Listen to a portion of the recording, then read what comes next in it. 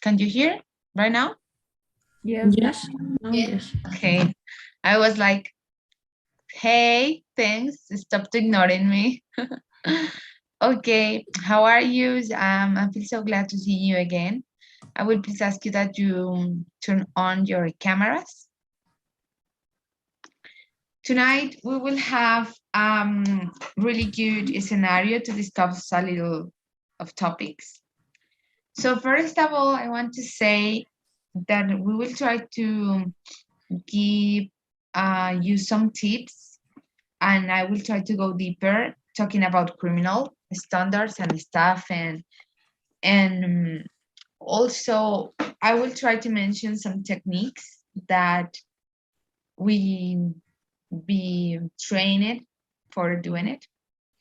So first of all, the first advice that I want to give you, and I guess that we discuss it when we have the opportunity to talk about criminal law, it's if it's possible and it's up to you, try to don't get to the trial. Entonces traten de no llegar al juicio. Why? Because you are playing so hard. It's like you are burning on fire with somebody else's life. Try to solve it, even if your client is completely guilty, try to solve it before the trial, okay? So the first thing that I want that we discuss a little bit is the related with the verbs that can be involved in a felony. So a felony is an act that be against law, be against criminal law, be against the criminal code, okay? A felony. Can be also called a crime, but a good way to call it is felony. Tonight, I am not giving you like my slides because as we are finished, I am preparing my lesson just, like I want to go deeper in some topics and do the slides like conditionate the class. When I'm not using the slides, I can communicate so much better because I am just focusing in give the information. As this is just practice, so I prefer to do it in this way. For that reason, you will check that I am having my notes on me. So the first thing that we will start to check is that when we analyze a criminal code, we saw that is divided depending of the goods that has been violated. For example, sexual, life, integrity, services, financial, health system, national security, terrorism. You will start to find it that always is divided. In English, the most of them are called crimes or felonies, but when we talk about sexual, we have the most common one that is sexual harassment, que es el acoso, o violación. Nosotros, pues obviamente por la raíz latina, nosotros creemos que la traducción al inglés de violación es violation or violate. Y no. Entonces, aquí esto es la primera palabrita que quiero que se borren eso de la cabeza.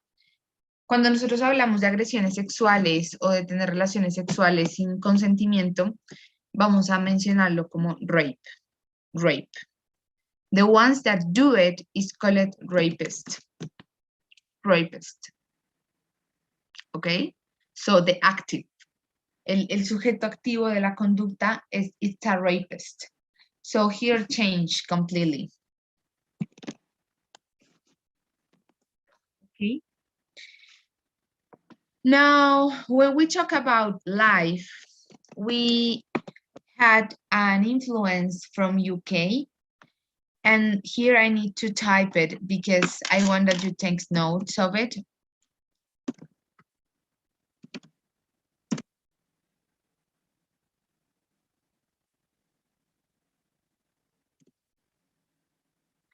Manslaughter is the way that you pronounce it. There, if you want to use it in like an American mood, will be like manslaughter. And this belongs to the crimes that exist against life and integrity. But this specific word means that you kill someone without intention. So for example, I am having a fight with Valeria and I punish him with some object and the object sadly comes to her head and I kill her. So manslaughter, we use it when we are talking about kill someone without intention. Sería como un homicidio involuntario, un homicidio culposo, ¿verdad? Sin intención. I need please ask Sarela, as we are doing the effort to connect the camera, if you doesn't have any situation. Yeah, thank you. Thank you so much.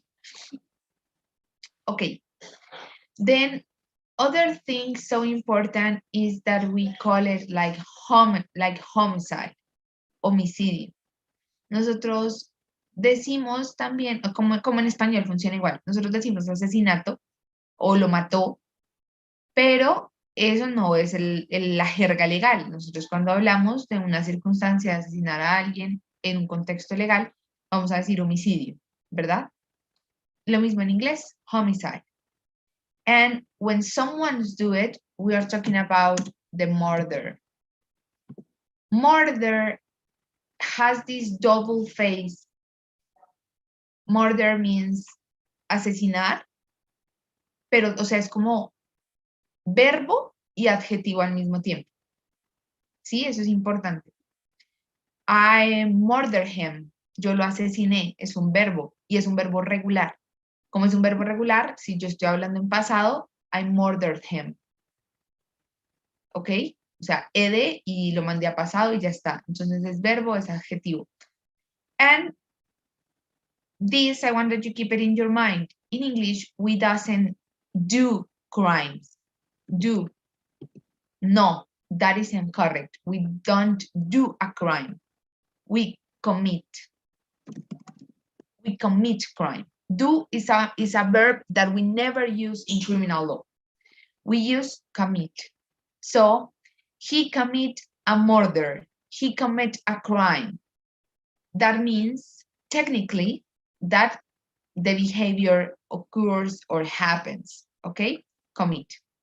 Commit sexual harassment, commit murder, commit a crime. Cometió un delito. Okay.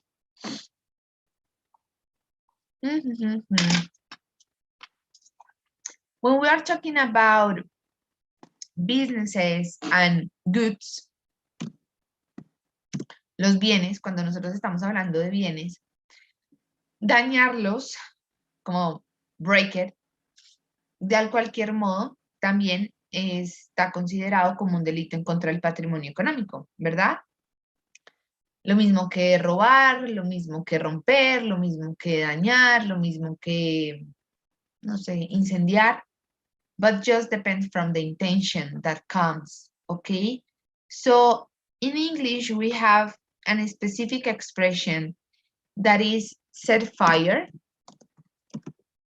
That literally means when you provoke or when you create brush fires in a good. Entonces, cuando tú incendias una casa, un carro, inclusive la naturaleza, hay una nueva ola de derechos en los cuales la naturaleza está intentando ser protegida como sujeto de derechos. Eso quiere decir que puede ser protegida, que puede ser indemnizada, que puede ser salvaguardada. So some countries are creating a whole new space in the criminal systems for protect like Mother Earth, basically, but also lakes, lagoons, oceans, etc. So set fire, but the crime is called arson, que significa provocación de incendios. Arson, arson. What other thing is important? We can have homicide with a lot of instruments, you know?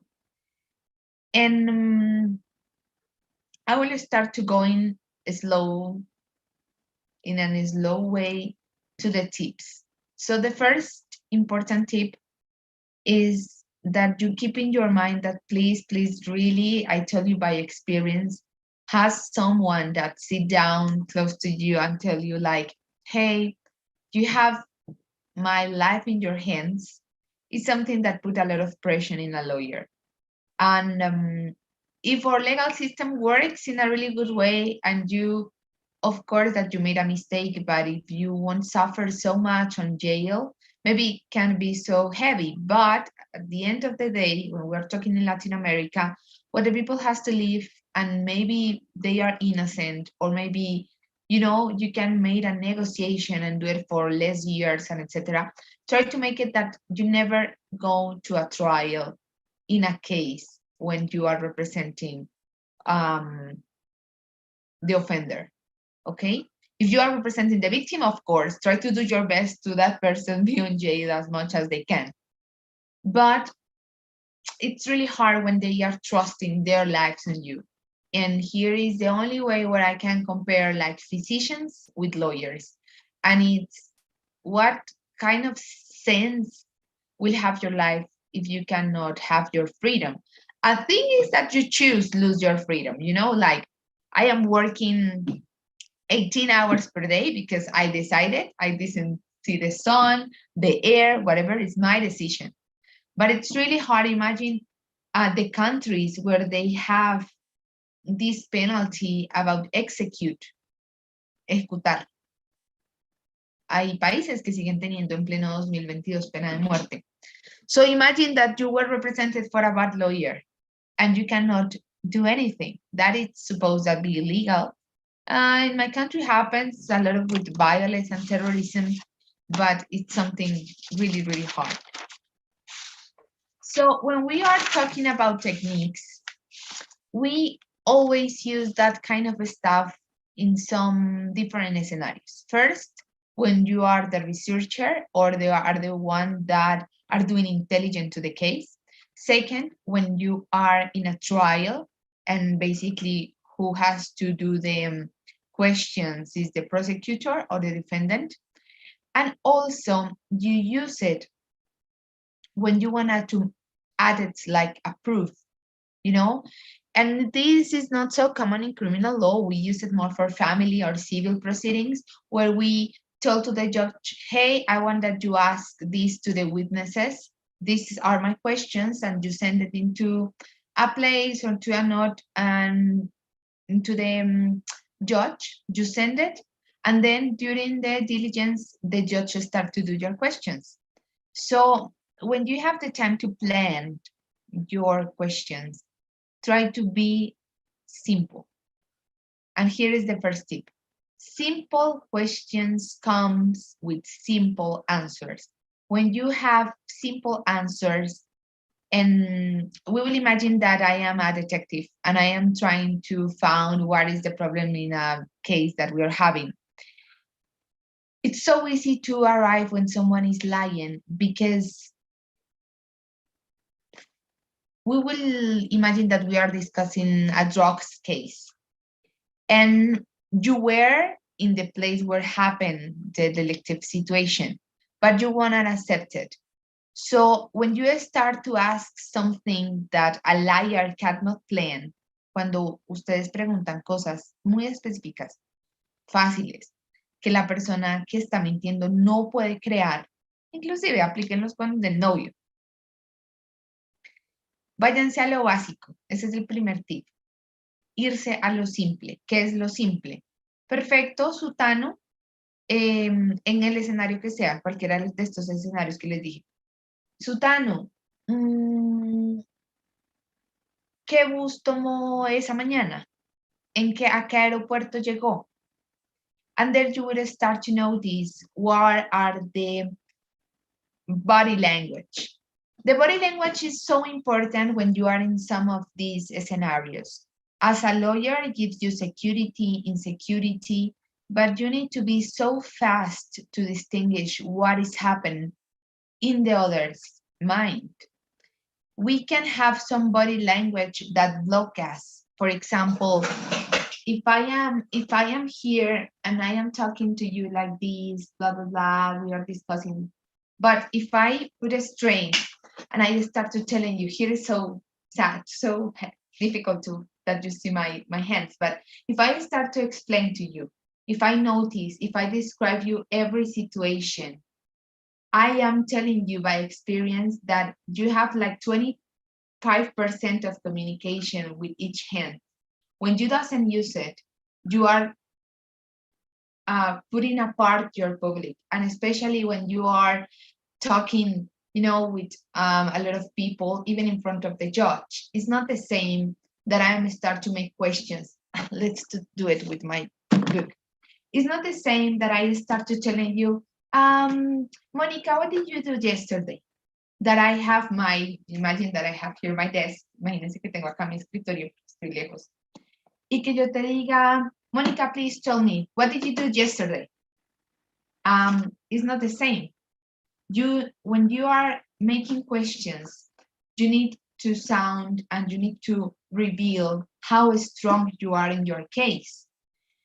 And also, when you are trying to make that someone confess, and depending, of course, of your situation, it's not the same that I'm telling you as a lawyer, okay, Salera, we will try to discuss your case.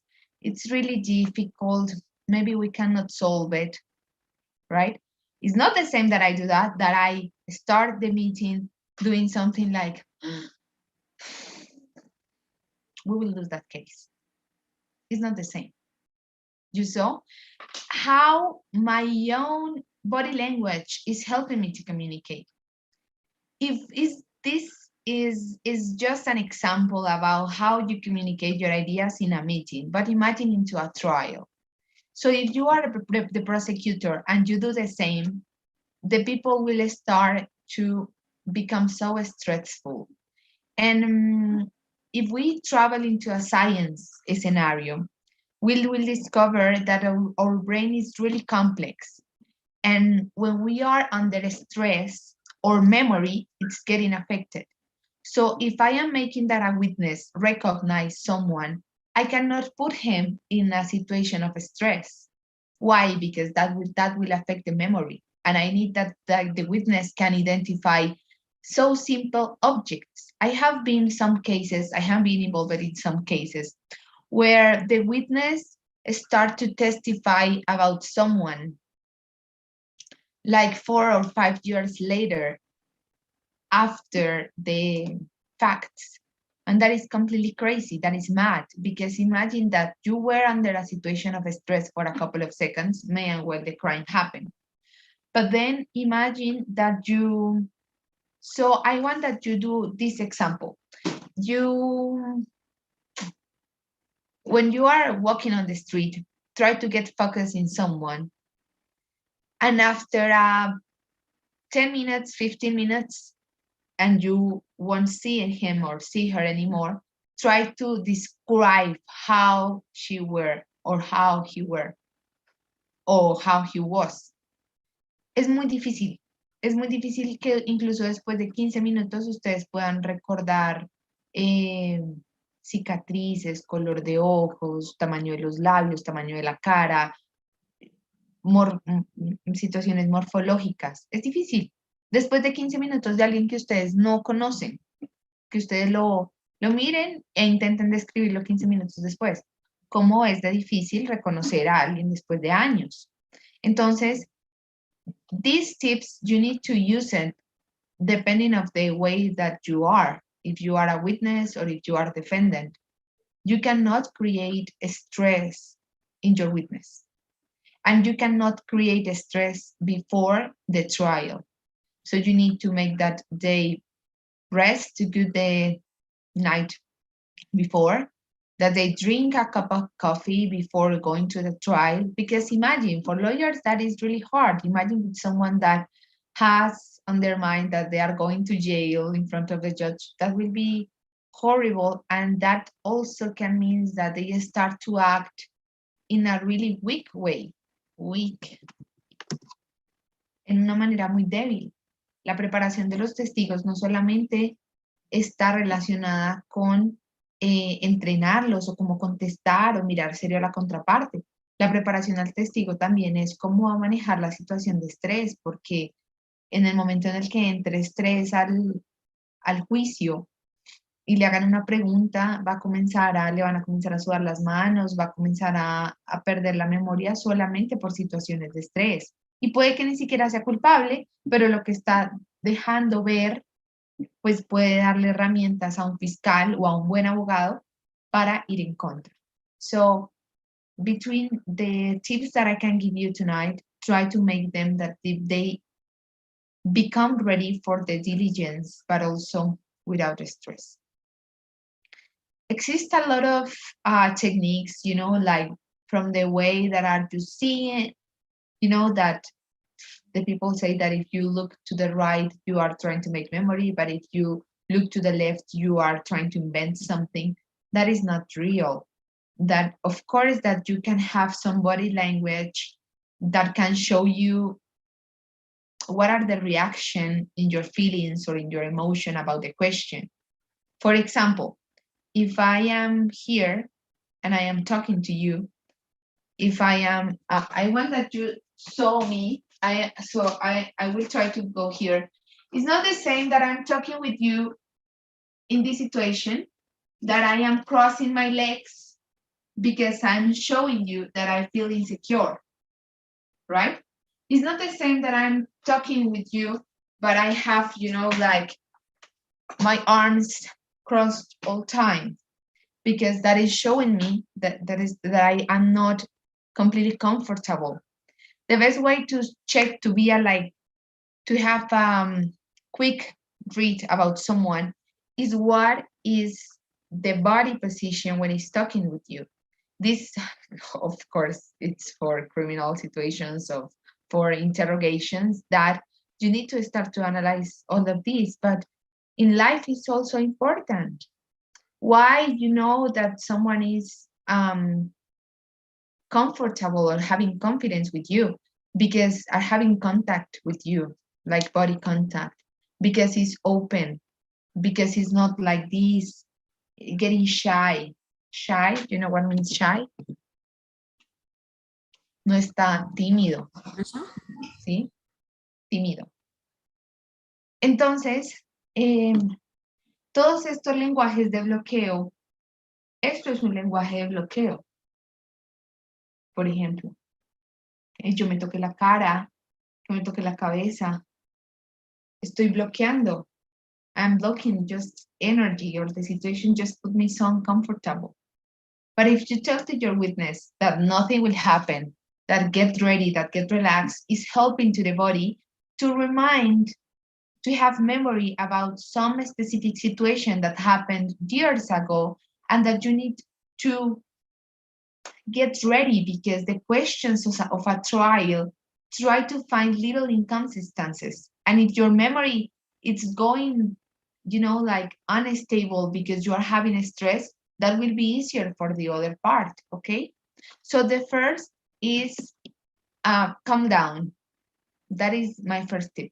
Calm down for you, for your witness. The second one is don't violate the personal space of your witness. And also, if you are looking for some information in the other part witness, try to intimidate it with violation of the personal space. So this will be easier if we are sharing the same room, but it's not the same that I'm talking to you like so far away that I start to put, like, what are you doing? What are you talking about? Why did you do that? Yes? If I am starting to, no sé si han visto en las series gringuitas que comienzan a pegarle como a la mesa y a llamar la atención, eso también es parte de la estrategia, precisamente de invadir ese espacio y de hacerlo sentir completamente uncomfortable. Because if I can create that uncomfortable moment, I will make that the witness lost focus. And that mind is so complex and depends if you are guilty or not, of course, but you will start to get focused on the physical situation, and your mind will start to lose focus on the information that you are asking for. okay? So the second tip is don't violate the personal space or violate depending on the situation that you are. Help to the psychological comfort. So the first questions that you create, I always do it like, hey, whatever, how are you? How was your day? Did you rest well? How are you doing? And they will answer like, yes, I'm good, blah, blah. Then let me introduce myself. I am whatever. I am a lawyer that belongs to this organization. I am here to, try to identify some problems or some matters that is important that only you know, only you have the information. We are here for helping you try to speak so clearly and so slowly into the microphone. You have cameras, but this is completely legal. If you have any kind of questions, just ask us. You can ask me, you can ask to the prosecutor, you can ask to the judge. We are here to make that the government don't violate your rights and that you can have the right to defend yourself in this situation. I am a lawyer. I have been working in this organization for X number of years. I have been working in cases like that for years also. You know that I look so young, and without makeup, I look ever younger, but I have the whole experience to be on this case. You can have all the records of this, blah, blah, blah, blah, blah. You will mention the rights. And this, I will create a parenthesis because yesterday night, I discussed with some of you that never listened Miranda rights before because you saw it on the video and you never listened it. Of course, that we started when we check the criminal code, but basically Miranda rights born in a case in US where it becomes so important that any official or like any people that belongs to the army or to the state can inform to the ones that has under detention what are their rights. And basically the Miranda rights becomes like a group of rights that includes that you can call that you can call a lawyer, that you can call a family member to inform where are you, that everything that you say can and will be used against you so that you can keep silence, that you cannot, the legal duty to declare a crime if you have information that were ones of your collateral relationships, like your couple, your son, your family members, like your closest family members, you have not the obligation to incriminate them into the law, even when it's like a legal duty that you inform what is happening if you have knowledge about a crime.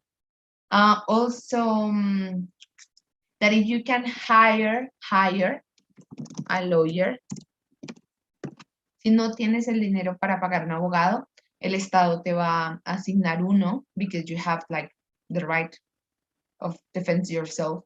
So this is called Miranda rights. And also at the beginning of any audience, the judge will inform these kind of rights to the witness, okay? So they doesn't call it Miranda rights, but they will mention the rights and will tell you the benefits about, for example, confess, or the things that you will have against you if you doesn't confess it, okay? So I will close this parenthesis. When you start to make some questions like that, like so simple, like how are you, how is your family, how is this COVID situation, you make them stay or belong to a comfort zone that you won't hurt them, or that in the way that I just presented, did you believe that I can do a question that will be against your interest? No, because you look like so nice, like so gently, and that is part of my strategy. Una gran parte de mi estrategia, porque a mí me iba tan bien con los delitos sexuales, era porque los profesionales, los otros profesionales, psicólogos, médicos, me subestimaban un montón. Inclusive a mí me preguntaban, esto fue hace años, pero me preguntaban a qué hora llega la abogada. Yo soy la abogada, mucho gusto. así, sonrisita, va, viene, súper tierna, súper amable, yo me sentaba, me presentaba así como me presenté con ustedes, y luego comenzaba a hacer unas preguntas en español, decimos unas preguntas súper gonorreas, y ahí quedaban, porque ellos no estaban listos para que una niña con cara de recién salida de los pañales venga a preguntarme cosas así. Esa era mi estrategia de litigio. A mí siempre me subestimaron, siempre.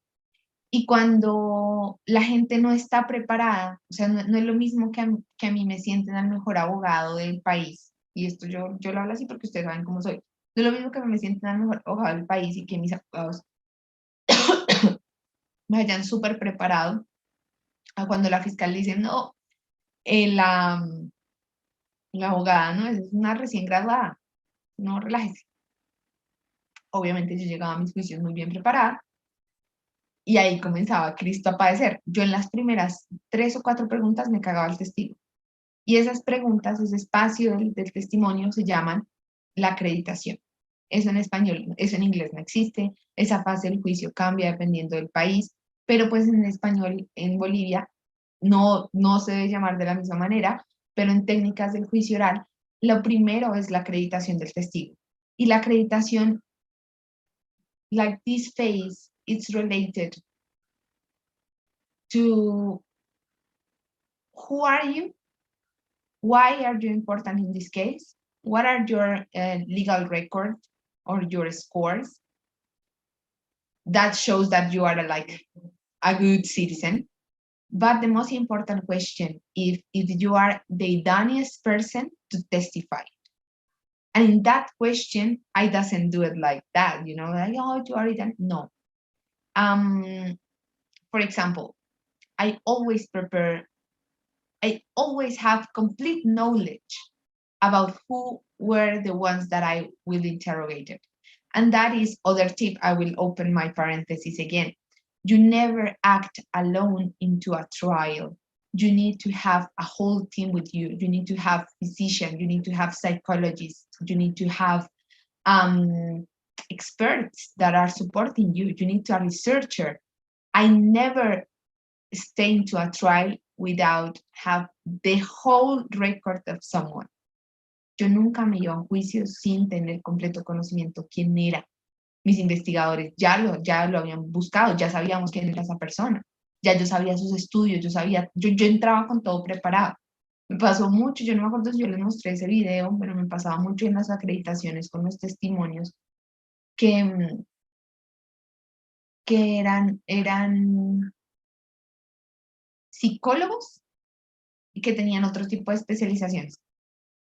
Con esa pregunta yo me los cagaba, porque de una yo les preguntaba, please let me know, please talk to everyone here, what is your specialized studies? What did you study? And they start to, oh, I study, I don't know, human resources psychologist. Thank you so much, Your Honor, no more questions. Ya terminé, no tengo nada más que hacer. Una persona que está trabajando con, no sé, con recursos humanos, con psicología organizacional, no tiene por qué estar viniendo a hablarme sobre la conducta de un individuo, así sea psicólogo. ¿Por qué? Porque estamos hablando de un niño. El cerebro de un niño funciona muy diferente a cómo funciona el cerebro de un adulto. Otro ejemplo, en finanzas, en delitos financieros, traían, yo qué sé, corredores de bolsa.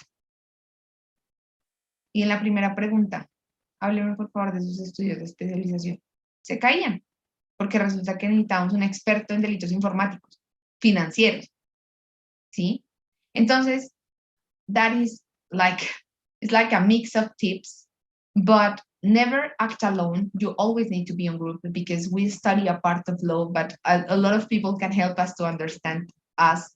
Imagine that, I don't know if you one time in your life, you are going to therapy sessions. I do it. I had my therapist because I had a lot of crisis. Before all this pandemic stuff and shit, I guess that I had my own pandemic before the real one. Then I take the decision to travel, but I have these complex situations with my family members, with my dad, and etc. And I need to heal it because that were affecting my relationships. And I had to go to therapy.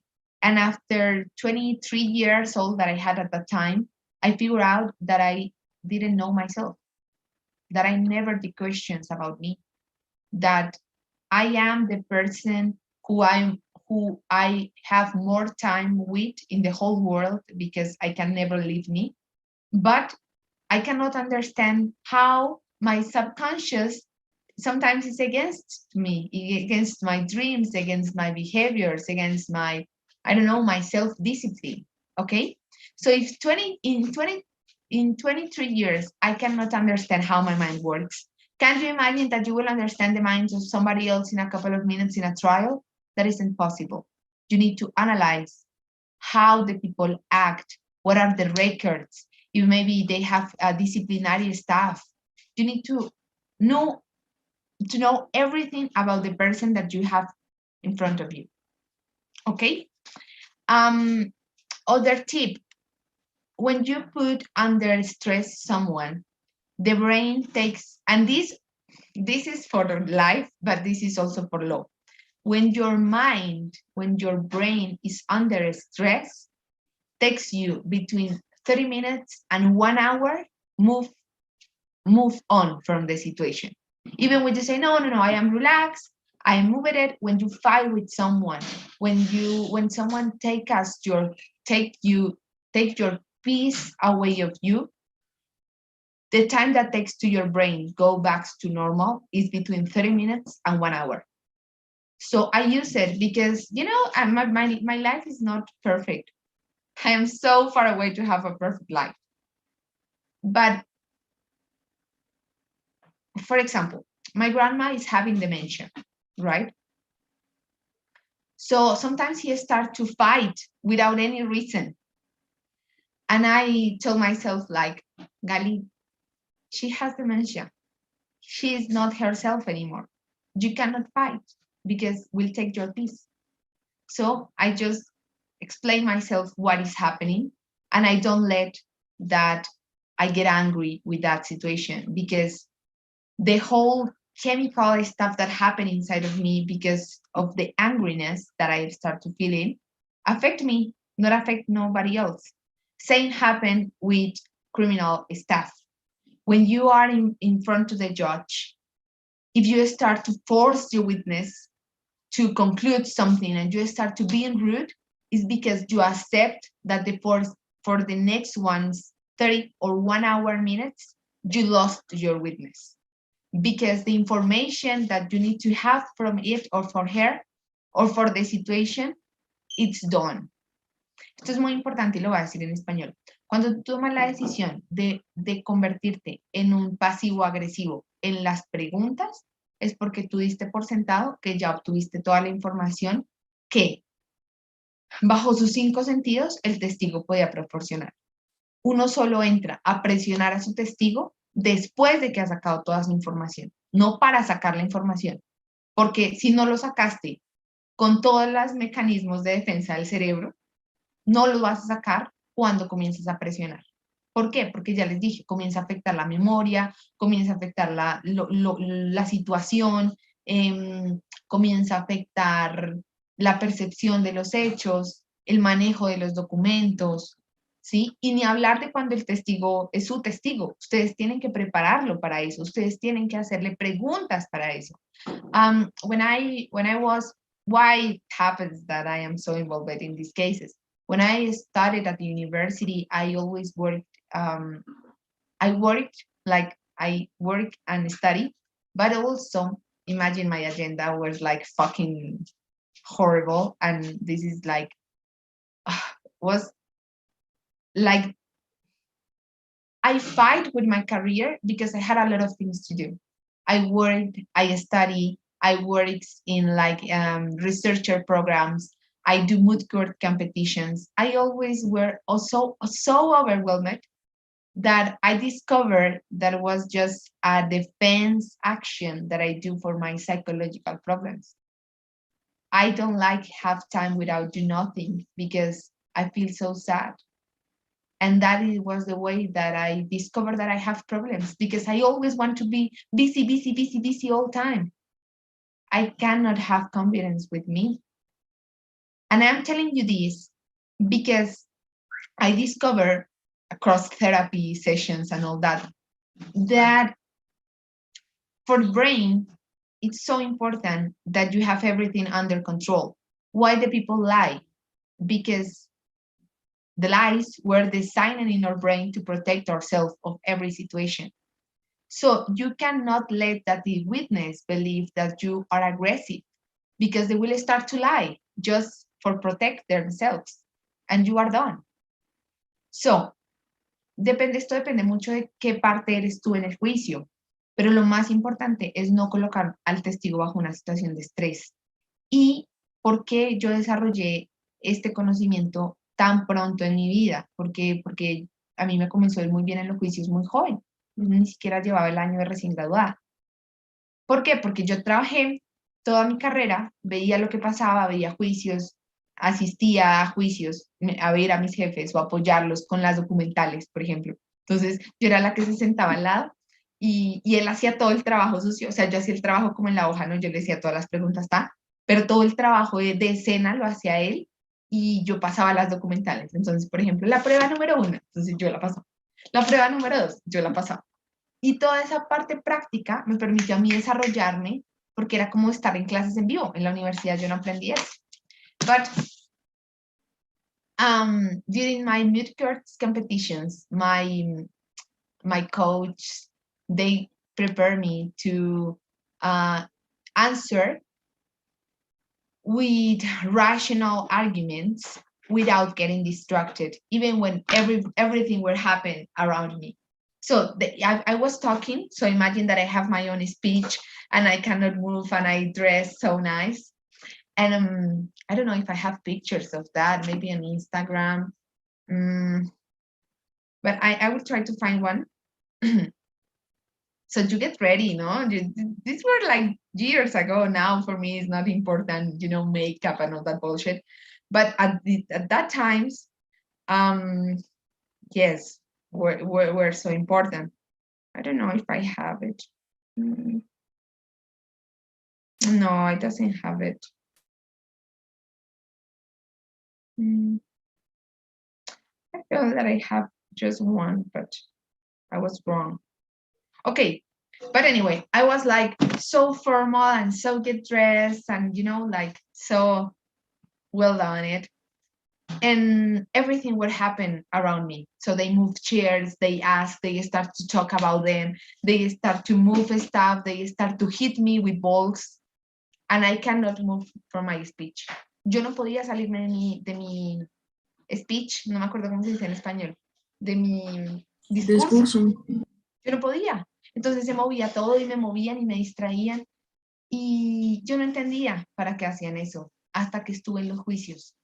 Y a mí nada me distrae en el juicio. Ahora se puede estar cayendo el mundo y a mí nada me distrae. Ellos me entrenaron súper bien y eso pasó en la universidad. Cuando llegué me di cuenta que yo podía estar analizando cada pequeño movimiento. I discovered that I can start to analyze every little movement from the witness. Like beat, how they beat their lips, how they start to play with their hands, how like the attitudes. And I start to discover it was like meditation. I was so in silence in my mind. I had like the whole planet, and all that concentration makes that I could change my questions so fast, depending of the reaction of the witness. Because if I start to see that he was insecure, I start to have like ideas, like tips. Yo comenzaba a darme cuenta que ciertas preguntas lo incomodaban mucho o la incomodaban mucho. Y comenzaba a meterme por ahí y a cambiar mi estructura, pero porque estaba muy concentrada en lo que estaba pasando, ¿sí? Cuando ustedes van a hacer uno de estos interrogatorios, ustedes tienen que comprender que ustedes están a punto o de salvarle la vida a alguien o de cagarle la vida a alguien. Y eso se tiene que tomar con muchísima responsabilidad, con muchísima, porque cada pregunta, depende del lado en el que ustedes estén, cada pregunta literal puede ser el salvavidas o puede ser el ancla para meter a alguien X número de años a la cárcel. O también aplican, o sea, lo que pasa es que estas técnicas pueden aplicar para cualquier tipo de interrogatorio, de familia, civiles, etcétera. Pero en cualquier área del derecho tú pierdes plata o pierdes bienes, si es un divorcio, o pierdes, no sé, pierdes cosas que no son tangibles. En un juicio en materia penal, tú estás dejando la vida de una persona ahí. Para ver una familia atrás, viendo cómo una persona va a la cárcel, es de las cosas más horribles que he tenido que ver en mi vida. Ver cómo una mamá llora a su hijo que falleció es de las cosas más horribles que he tenido que escuchar en mi vida. Ver cómo, o escuchar cómo, por ejemplo, el ejército asesinó a muchos jóvenes aquí en Colombia, tener que escuchar esas declaraciones es algo que a uno lo perturba y lo va a dañar para siempre, ¿sí? Y ahí es donde ustedes tienen que separar qué es trabajo y qué no es trabajo. Y me pasa a mí mucho trabajando con víctimas. When I start to check some declarations or some news about some terrible violations against human rights, I of course that I get in concern and I cry and that I feel it because I can imagine that what happened if they were my family. Okay. What other I have missing?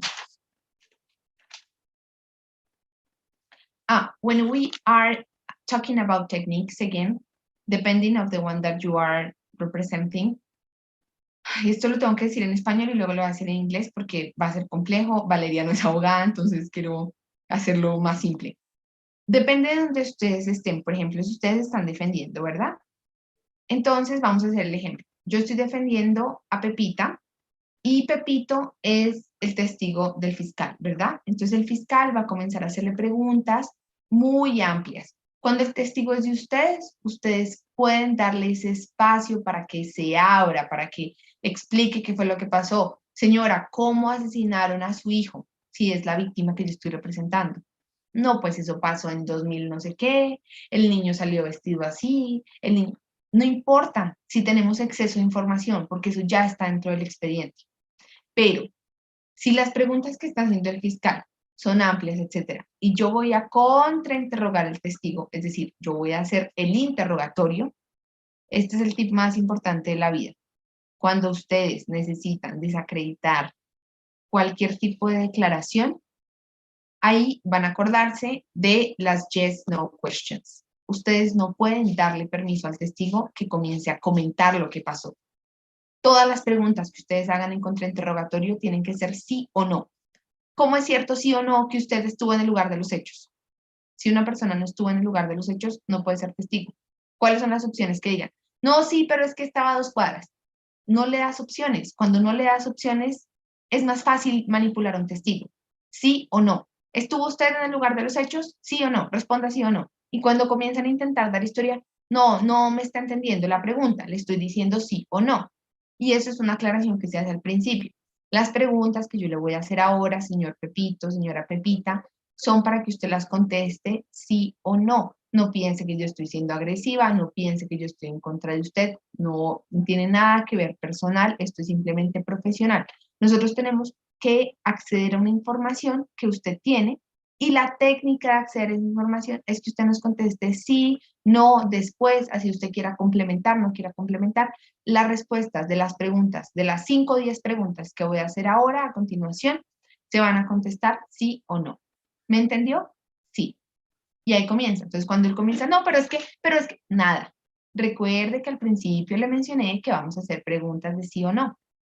Ustedes lo cortan. ¿Usted estuvo en el lugar de los hechos? Sí, no. Si dice que no, sale el testigo. Si dice que sí, entonces va siendo más específica. ¿Usted puede ver bien de lejos? Sí, no. Entonces, este es el tip más importante. En contrainterrogatorios utilizamos sí o no. So, remember that depends of the witness who belongs it. When you are doing the second session of questions, try to pronounce them. What are the methodology that you will use for create the questions? So explain them. Okay, in this moment, we will start to do some questions. Will be like a couple of 5 or maximum 10. The idea is that you can answer all the questions will be asked by yes or not questions. That is the only answer that I need from you. It's not allowed that you want to explain me more. It's not allowed that you tell me maybe. It's just the methodology. It's not against you. It's because the trial make it in this way for making it simple. It's just a technique, okay? It's not personal. I'm not against it to you. I didn't know you. I just need to have the answer in this case. And that will be the methodology. Every time that you try to explain more, I will interrupt you and I will be a little bit rude because I just need that you answer yes or no. That is correct. That is, did you understand? They will say yes, no, okay. And you made the question. You were at the time where the facts happen. You were in the place, yes or no? They will answer yes or no. Okay. I guess that is all for tonight, girls. I hope you learn a little bit. This is a huge topic. A lot of prosecutors do like they improve their techniques under the years. And I'm just having you and showing you my little experience. I hope that if you take the decision to work in this field, you be so responsible about what are you doing. It's not a simple area. And remember that we are wasting our life. We are investing our life, if you want to call it in this way. Everything that you are doing, every time that you cook, every time that you clean, every time that you go to run, every time that you are doing something, every time that you are on Instagram, you are investing your life. You will never be younger than tonight. Tomorrow you are getting older. We are dying every day. So try to be so selective about what you want to do with your life. Try to do what do you want that causes you stress. If at some point you have stress, for what kind of reason do you want to have stress? Takes me years and I'm still in the process to control my mind. Try to control yours, because one time you do it, you will have fully control about the whole decisions that you will create in your life. And I really hope that more than this, you can be conscious about what kind of lawyer, what kind of professional you want to be. Okay? So if you have some questions, we will solve it tomorrow night. We are so close to end this workshop. Remember that you have to send it to me the essay the next week. I will let you know maybe Monday, or I will try to make it on Monday. Then the next day I can do the feedback, but I will let you know. Just getting ready. I know that you start to having other duties and responsibilities. So try to, do it not at the last minute, because nothing goes good when you have it on last minute.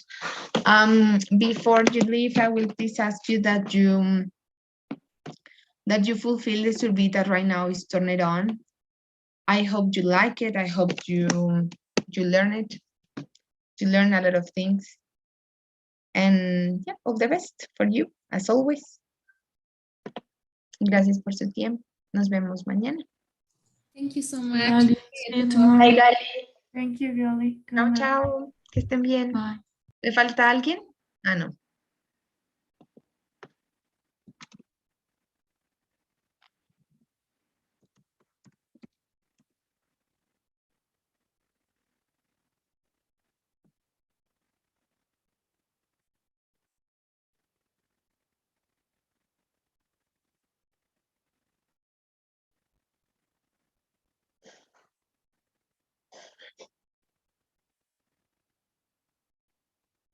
Mm.